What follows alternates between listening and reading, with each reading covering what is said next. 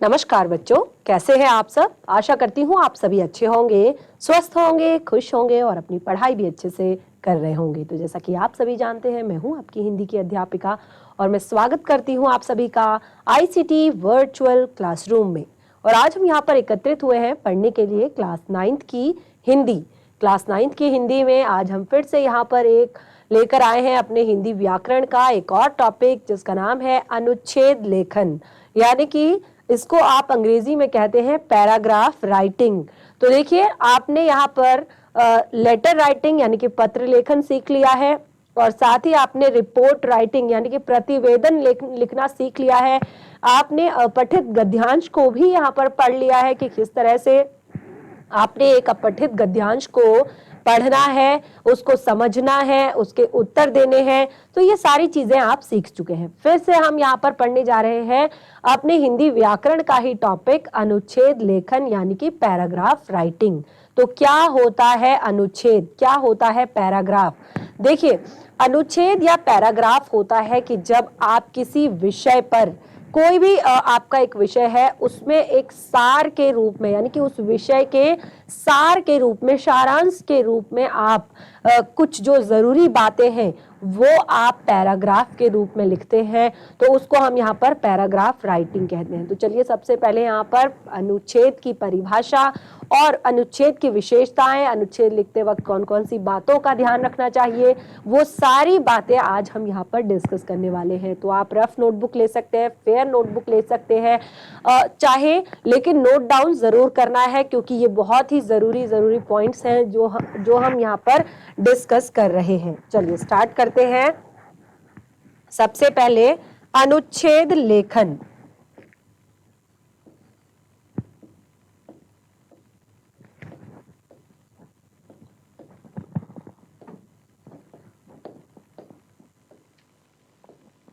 अनुच्छेद लेखन ये आपके क्लास 10th का भी बहुत ही ज्यादा महत्वपूर्ण टॉपिक है, क्लास 8th का भी बहुत ज्यादा महत्वपूर्ण टॉपिक है और क्लास 9th का भी। यानी कि अगर यहाँ पर जो भी बच्चे देख रहे हैं, जो भी बच्चे पढ़ रहे हैं, वो जरूर नोट डाउन कर लें क्योंकि टॉपिक बहुत ही ज्यादा महत्वपूर्ण है। तो देखिए, एक परिभाषा सबसे पहले हम यहाँ पर लिखते हैं अनुच्छेद की, कि किसे कहते हैं अनुच्छेद। तो देखिए, मैंने आपको बताया कि जब हम अलग अलग तरह की परिभाषा यहाँ पर हम लिखेंगे क्योंकि कई बार सब लोग इसको अलग अलग तरह के नामों से जानते हैं। तो जैसे मैंने यहाँ पर बताया, किसी विषय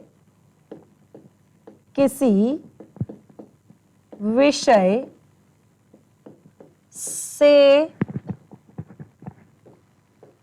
संबंधित, यानी कि किसी भी विषय से संबंधित जो महत्वपूर्ण तथ्य होते हैं, संबंधित महत्वपूर्ण तथ्यों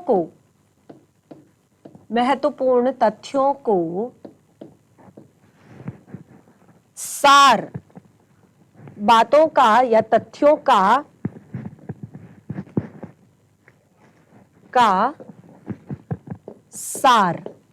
सार यानी कि सारांश। ठीक है, सारांश किसको कहते हैं, जिसको हम, अगर एक चैप्टर, हम बहुत बड़ा चैप्टर पढ़ रहे हैं तो आपको कई बार एग्जाम में भी आता है कि इस पाठ का सार लिखिए, यानी कि इस पाठ की जो महत्वपूर्ण बातें हैं उनको आप एक पैराग्राफ के रूप में लिखते हैं।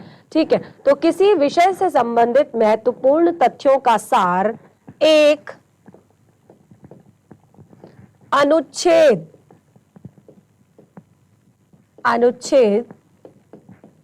के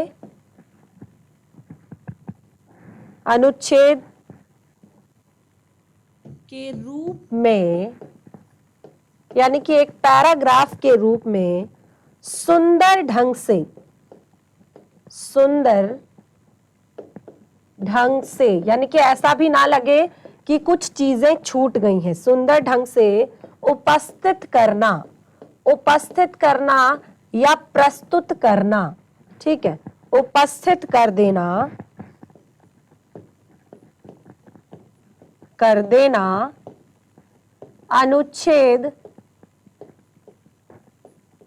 लेखन कहलाता है। अनुच्छेद लेखन कहलाता है किसी विषय से संबंधित महत्वपूर्ण तथ्यों का जो महत्वपूर्ण तथ्यों का जो सार है एक अनुच्छेद के रूप में सुंदर ढंग से उपस्थित करना अनुच्छेद लेखन कहलाता है। और देखिए दूसरे शब्दों में कहें तो दूसरे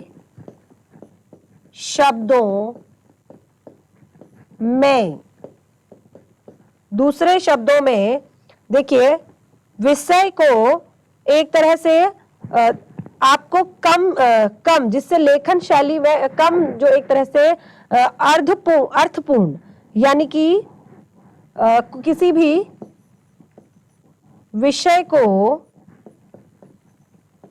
को संक्षिप्त यानी कि छोटे रूप में, ठीक है, संक्षिप्त यानी कि कम शब्दों में, ठीक है, संक्षिप्त का अर्थ होता है कम शब्दों में,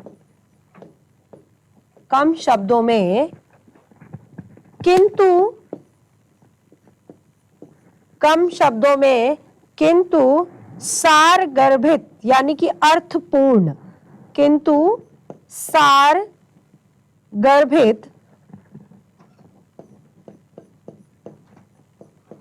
अर्थात अर्थपूर्ण, ठीक है, इसको भी आप यहां पर लिखेंगे ब्रैकेट में, अर्थपूर्ण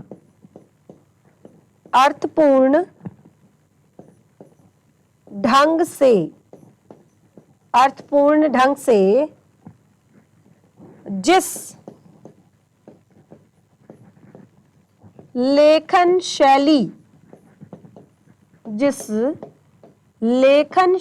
में यहां पर बताया लेखन शैली में प्रस्तुत किया जाता है उसे अनुच्छेद लेखन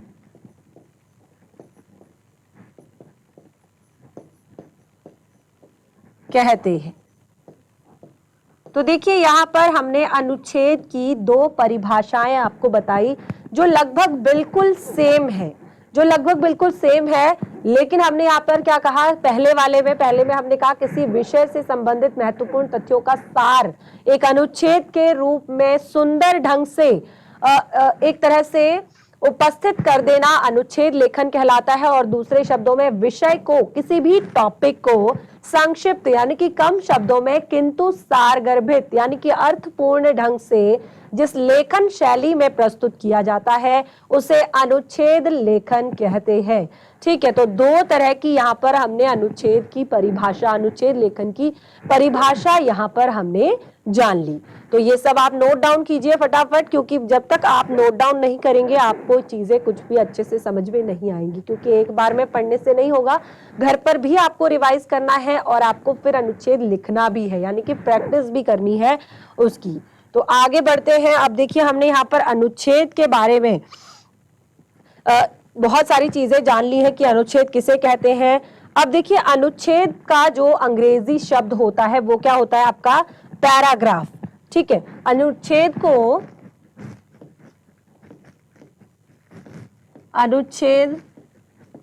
का अंग्रेजी शब्द क्या होता है, अनुच्छेद का अंग्रेजी शब्द पैराग्राफ।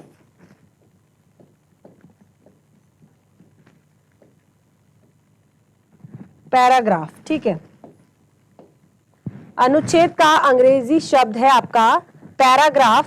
और इसके बाद देखिए इसको हम इसीलिए पैराग्राफ राइटिंग भी कहते हैं। और आप सभी ने पैराग्राफ राइटिंग पहले की भी होगी, क्योंकि मैंने आपको बताया कि आप क्लास 8th में भी पैराग्राफ राइटिंग करते हैं, यानी कि किसी भी टॉपिक पर आप अनुच्छेद लिखते हैं। लेकिन क्योंकि अब आप क्लास 9th में हैं, आगे आप क्लास 10th में जाएंगे, तो ये चीजें आपके लिए थोड़ा सा सीरियस हो जाती है समझने के लिए, ताकि आप जो गलतियां अभी तक करते हुए आ रहे हैं उन गलतियों को दोबारा ना करें। ठीक है, तो चलिए इसको नोट डाउन कीजिए। आगे हम क्या यहाँ पर लिख रहे हैं, अनुच्छेद लिखते समय निम्न बातों को ध्यान रखना चाहिए। यानी कि अब हम यहाँ पर अनुच्छेद लेखन से संबंधित कुछ बातें हैं जिन्हें आपने ध्यान रखना चाहिए। अनुच्छेद लिखते समय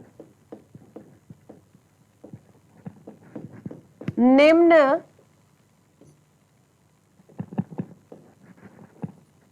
बातों का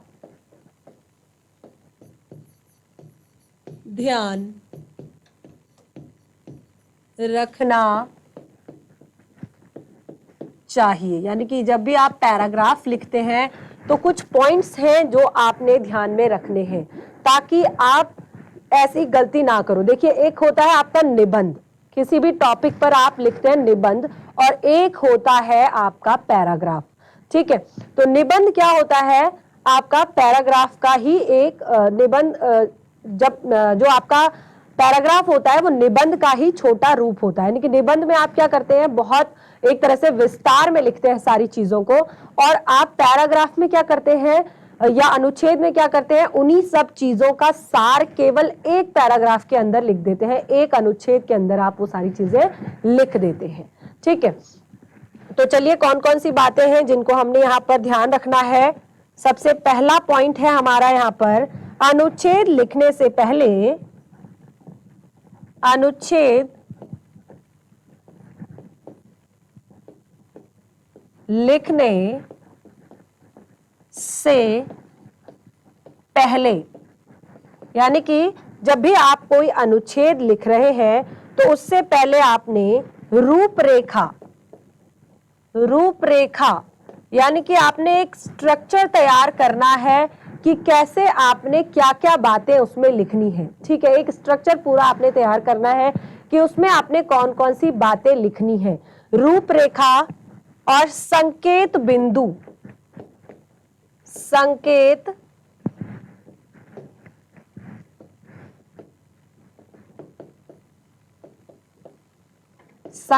बिंदु, रूपरेखा, संकेत बिंदु आदि बनाने चाहिए। ठीक है,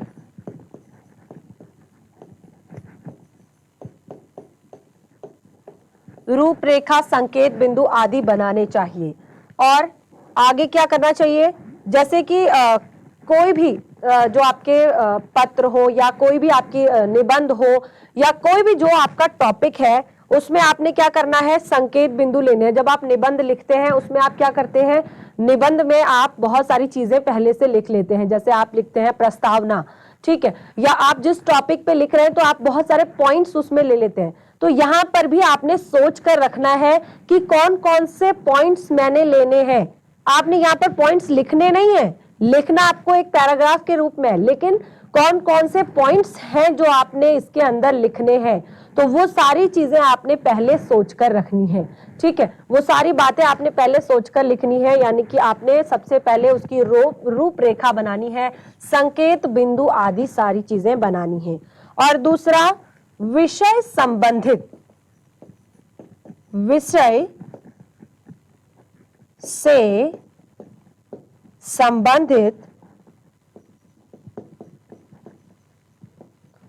से संबंधित सभी बातों को एकत्रित करना, सभी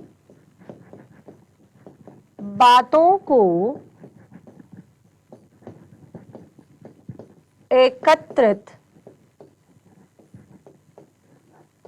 करना। अब देखिए ये क्या है, विषय से संबंधित सभी बातों को एकत्रित करना।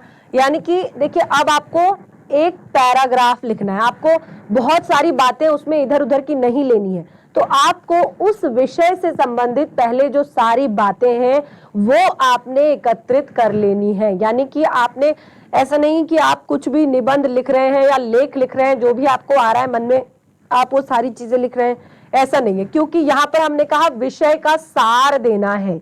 ठीक है, अभी अभी हमने परिभाषा में क्या पढ़ा था कि विषय का सारांश देना है, टॉपिक का सारांश। तो सारांश में क्या होता है, जो सारी जरूरी चीजें होती है, सारी जरूरी बातें होती हैं, वही आप देते हैं टॉपिक से संबंधित। ठीक है, तो सबसे पहले आपने टॉपिक से रिलेटेड सारी बातें आपने एक तरह से। तो हमने कहा विषय से संबंधित सभी बातों को एकत्रित कर लेना चाहिए, यानी कि जिस टॉपिक पर हमें यहाँ पर पैराग्राफ लिखना है उससे संबंधित, उससे रिलेटेड सारी बातें हमने एकत्रित कर लेनी है। उसके बाद मुख्य सामग्री को बिंदुओं में बांट लेना है। ठीक है, जैसे मैंने यहाँ पर लिख दिया कि संकेत बिंदु हमें बना लेने चाहिए। तत्पश्चात उसे संक्षेप में लिखें, यानी कि आपने जो सारी जानकारी इकट्ठी की है उसके बाद तत्पश्चात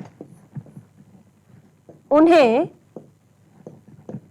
संक्षेप में, यानी कि अब देखिए आपने बातें तो बहुत सारी इकट्ठी की होंगी, ठीक है, सूचना आपने बहुत सारी इकट्ठी की होगी, लेकिन लिखना आपने पैराग्राफ है, तो इसीलिए आपने उसको क्या करना है, संक्षेप में स्पष्ट करना है। ठीक है, यानी कि आपने कम शब्दों में उसको स्पष्ट करना है। जो सारी बातें आपने इकट्ठी की हैं उनको आपने कम शब्दों में आपने लिखना है। ठीक है, अगला है आपको विषय के अनावश्यक विस्तार से बचना चाहिए। विषय के अनावश्यक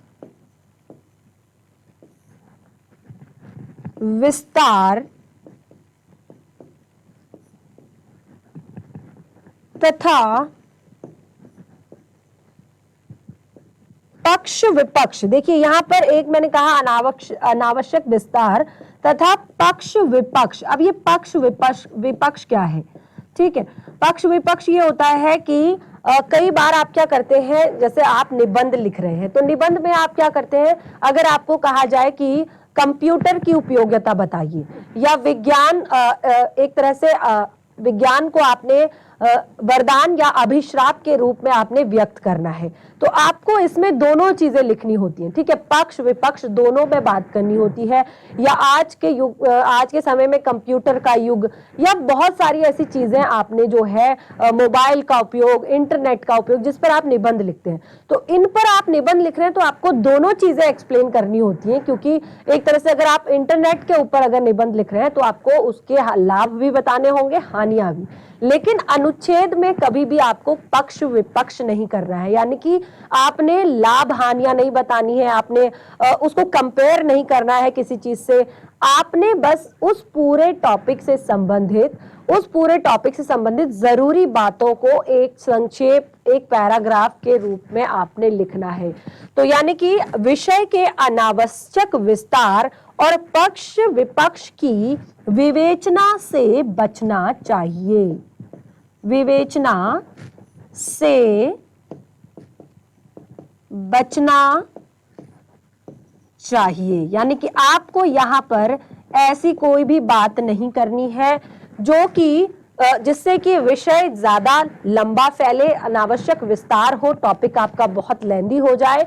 और दूसरा, आपको यहाँ पर पक्ष विपक्ष की विवेचना नहीं करनी है, यानी कि आपको इसके लाभ हानियां नहीं बतानी है, इसको कंपेयर नहीं करना है, इसमें आपने कोई भी वाद विवाद नहीं करना है इस टॉपिक पर। केवल आपने वो जो टॉपिक आपको, विषय आपको दिया गया है उसके बारे में आपने लिखना है। ठीक है, तो ये 4 महत्वपूर्ण पॉइंट्स हमने यहाँ पर लिखे और मैं आशा करती हूँ कि ये आपने नोट डाउन भी कर लिए होंगे। साथ ही साथ आगे बढ़ते हैं अगले पॉइंट की तरफ। बहुत ही ज्यादा महत्वपूर्ण पॉइंट है, वाक्य छोटे और प्रभावशाली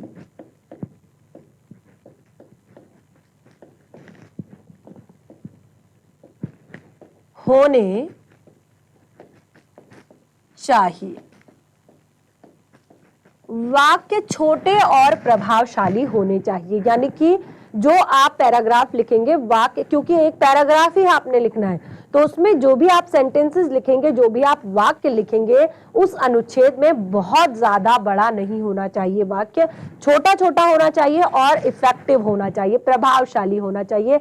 यानी कि आप जो कह रहे हैं, ठीक है, उसकी भाषा, नंबर 6 देखिए, भाषा। अब यहीं से हमने इसको नया पॉइंट बना दिया कि आपके अनुच्छेद की भाषा सरल, सुगम, भाषा सरल, सुगम और सरल, सुगम और स्पष्ट होनी चाहिए। ठीक है, क्योंकि एक छोटा सा पैराग्राफ ही तो आपने लिखना है, तो उसकी भाषा आपकी हमेशा सरल होनी चाहिए, सुगम होनी चाहिए और स्पष्ट भाषा होनी चाहिए। ठीक है, अब नंबर 7th पॉइंट हम यहां पर पढ़ते हैं। नंबर 7th पॉइंट है आरंभ में। आरंभ में, आरंभ में, आरंभ यानी कि जब आप शुरुआत कर रहे हैं। ठीक है, आरंभ यानी कि जब आप टॉपिक शुरू कर रहे हैं, तो आरंभ में बिना भूमिका बांधे, बिना भूमिका बांधे, बिना भूमिका बांधे अर्थात, बिना भूमिका बांधे अर्थात जैसे मैंने अभी अभी आपको बताया कि अगर आप लिख रहे हैं निबंध, तो आप क्या लिखते हैं? प्रस्तावना, यानी कि निबंध की पहले भूमिका बांधते हैं, उसके बाद आप टॉपिक्स लिखते हैं और तब आप निबंध को लिखना शुरू करते हैं। और ऐसे ही अगर आप निबंध लिखेंगे तो ज्यादा इफेक्टिव होता है निबंध आपका। अगर निबंध को आप एक बहुत बड़े पैराग्राफ के रूप में लिख देंगे तो वो आपको बहुत अच्छे मार्क्स उसमें नहीं मिलते। निबंध में क्या होता है, अगर आप उसको अच्छे से पैराग्राफ के रूप में, अलग अलग पॉइंट्स के रूप में अगर क्लियर करेंगे तो तब जाके आपको बहुत अच्छे मार्क्स उसमें मिलते हैं। लेकिन यहाँ पे आपको ऐसा नहीं करना है, क्योंकि पैराग्राफ क्या है, उसके जस्ट अपोजिट है, यानी कि वो एक छोटा सा अनुच्छेद है, वो एक छोटा सा पैराग्राफ है। तो उसमें आपको कोई भी बिना भूमिका बांधे सीधे विषय पर आना चाहिए। बिना भूमिका बांधे सीधे सीधे विषय पर आना चाहिए। यानी कि आपको कुछ भी उसमें ऐसी प्रस्तावना नहीं देनी है या कोई भी परिभाषा नहीं बनानी है या कुछ भी आपने वहां पर डिफाइन नहीं करना है। आपने सीधे टॉपिक को पकड़ना है और उसी को आपने क्लियर करते हुए आना है। ठीक है, उसके बाद सभी बिंदुओं का समावेश होना चाहिए। ठीक है, विषय से संबंधित, विषय से संबंधित सभी, विषय से संबंधित सभी बिंदुओं का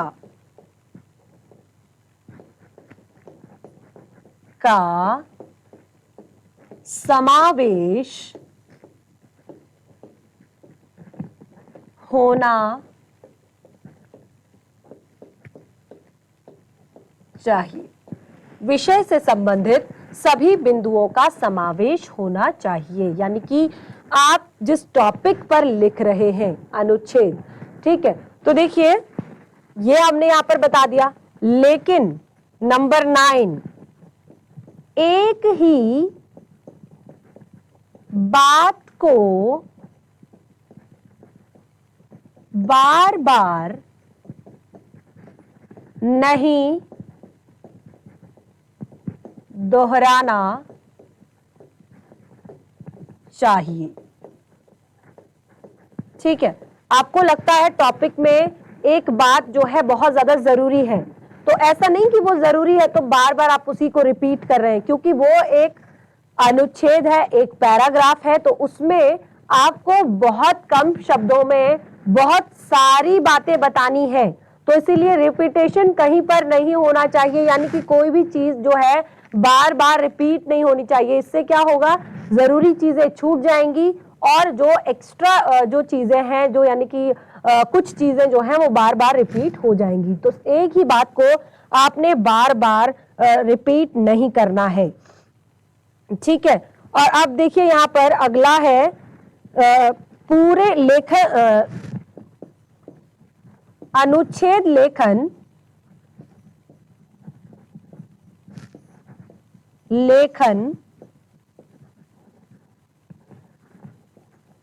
के समय, अनुच्छेद लेखन के समय वाक्यों में तारतम्यता। अब ये तारतम्यता क्या होता है? ठीक है, अनुच्छेद लिखते समय वाक्यों में तारतम्य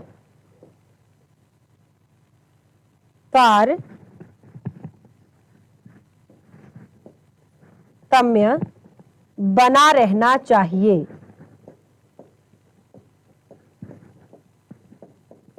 तारतम्य क्या होता है? देखिए, जैसे मैंने यहाँ पर कहा कि कोई भी आपका सेंटेंस, कोई भी आपका वाक्य बार बार रिपीट नहीं होनी चाहिए, कोई भी बात आपकी बार बार रिपीट नहीं होनी चाहिए। उसी के अगला मैंने पॉइंट आपको बताया कि अनुच्छेद लेखन के समय वाक्यों में तारतम्य बना होना चाहिए। तारतम्य यानी कि एक बात जो आपको थर्ड पॉइंट पर लिखनी थी वो आपने फर्स्ट में लिख दी, जो आपने फर्स्ट में लिखनी थी वो आपने फोर्थ में लिख दी, जो फोर्थ में लिखनी थी वो आपने सिक्स्थ में लिख दी। तो ऐसा नहीं होना चाहिए। आप जब शुरू कर रहे हैं किसी चीज पर टॉपिक, तो एक वाक्यों में एक तारतम्य होना चाहिए, यानी कि बिल्कुल हाँ, इसके बाद ये सेंटेंस, इसके बाद ये सेंटेंस, इसके बाद ये, इसके बाद ये, इसके बाद ये, यानी कि पूरा जो एक तरह से पैराग्राफ है वो समझ आना चाहिए, वो क्लियर होना चाहिए कि हाँ क्या हो रहा है, एक के बाद एक चीजें हो रही हैं, वो क्या हो रही हैं, इस तरह से आपको उसको लिखना है। तो देखिए यहाँ पर हमने कहा अनुच्छेद लेखन के समय वाक्यों में तारतम्य बना रहना चाहिए। और दूसरा, पूरे अनुच्छेद में एक रूपता नहीं होनी चाहिए। ठीक है, पूरे अनुच्छेद में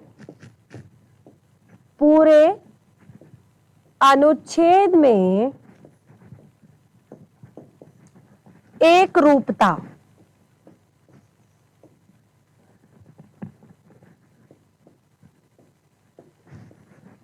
होनी चाहिए। अब ये क्या होता है एक रूपता?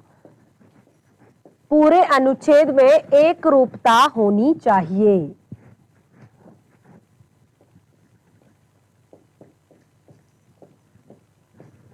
देखिए, एक रूपता का अर्थ है कि आप जब एक वाक्य आपने लिख दिया, वो आपके विषय से संबंधित है, फिर आपको लगता है कि हाँ इससे जुड़ा हुआ कोई और वाक्य है, तो वो भी आप वहां पर लिख दें, तो ऐसा नहीं होना चाहिए। यानी कि आपको अपने विषय से नहीं भटकना है, अपने टॉपिक से नहीं भटकना है कि आप अभी किसी चीज पर लिख रहे थे और आप लिखते लिखते लिखते कहीं और पहुंच गए, ऐसा नहीं होना चाहिए। पूरा जो पैराग्राफ है उसमें एकरूपता होनी चाहिए, यानी कि वो एक ही टॉपिक पर होना चाहिए, एक ही विषय, जो विषय दिया गया है उसी पर सारी बातें होनी चाहिए। तो देखिए, काफी सारे पॉइंट्स हमने यहाँ पर लिख दिए अनुच्छेद लिखते समय। देखिए अब देखिए यहाँ पर एक सबसे और मेन अगर बात यहाँ पर है कि किसी भी अनुच्छेद को लिखते वक्त आप कोई भी कविता की पंक्तियां या एक तरह से जो क्या होती है सूक्ति होती है, वो सारी चीजें आप जरूर लिख सकते हैं।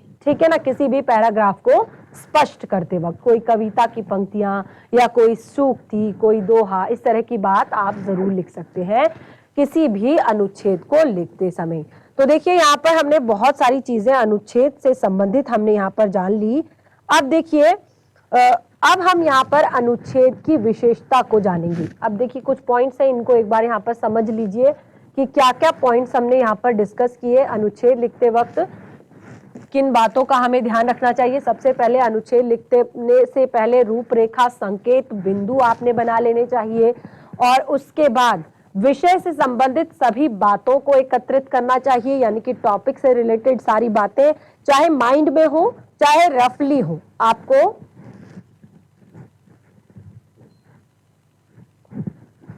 आपको उन सभी बातों को स्पष्ट कर देना चाहिए। उसके बाद उन्हें संक्षेप में स्पष्ट करना चाहिए, यानी कि उसके बाद आप उन बातों को जो आपने बड़ी बड़ी लाइनें सोची हैं, जो आपने बड़ी बड़ी लाइनें लिखी हैं, उनको आपने संक्षेप में धीरे धीरे स्पष्ट करना है। उसके बाद विषय के अनावश्यक विस्तार और पक्ष विपक्ष से बचना है, यानी कि विषय को बहुत ज्यादा अनावश्यक रूप से आपने नहीं खींचना है, पक्ष विपक्ष उसमें नहीं करना है। ठीक है, और इन सभी चीजों से आपने बचना है। फिर हमने यहाँ कहा वाक्य आपके सरल होने चाहिए, प्रभावशाली होने चाहिए, छोटे होने चाहिए, भाषा सरल, सुगम और स्पष्ट होनी चाहिए ताकि आपकी समझ में आ जाए सबकी। आरंभ में बिना भूमिका बांधे सीधे विषय पर आना चाहिए, कोई भी भूमिका यहाँ पर बनाने की जरूरत नहीं है। विषय से संबंधित सभी बिंदुओं का समावेश जरूर होना चाहिए, एक ही बात को बार बार नहीं दोहराना चाहिए और अनुच्छेद लेखन के समय वाक्यों में तारतम्य बना रहना चाहिए और पूरे अनुच्छेद में एक रूपता होनी चाहिए। तो ये आपको यहाँ पर क्लियर कर दी बातें जो कि आपने ध्यान रखनी है अनुच्छेद लिखते समय। तो देखिए अब यहाँ पर कुछ टॉपिक्स हैं जिन पर आप अनुच्छेद लिख सकते हैं। जैसे अब मैं आपको कुछ टॉपिक्स जैसे देती हूँ कि आपको कोई टॉपिक है, अगर आपको उस पर दिया गया है कि आपको अनुच्छेद लिखना है तो कैसे आप उस पर अनुच्छेद लिखेंगे। एकता की आवश्यकता,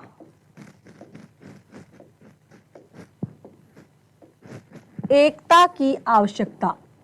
ठीक है, आपको टॉपिक दिया गया है एकता की आवश्यकता। अगर आपको इसी तरह के टॉपिक में अगर निबंध लिखने को कहा जाए, ठीक है, अगर आपको इसी तरह के टॉपिक पर निबंध लिखने को कहा जाए तो आप सबसे पहले क्या लिखेंगे, प्रस्तावना। ठीक है, उसके बाद आप बहुत सारे अलग अलग पॉइंट्स बनाएंगे इस पर कि क्यों है एकता की आवश्यकता, क्या इसके लाभ है, क्या इसकी हानियां है और क्या एक तरह से महत्व है इसका। तो ये सारी चीजें आप बनाएंगे अगर आपको लिखना है निबंध। ठीक है, अगर आपको बिल्कुल ऐसे ही देखिए यहाँ पर कहा जाता है एकता की आवश्यकता, तो यहाँ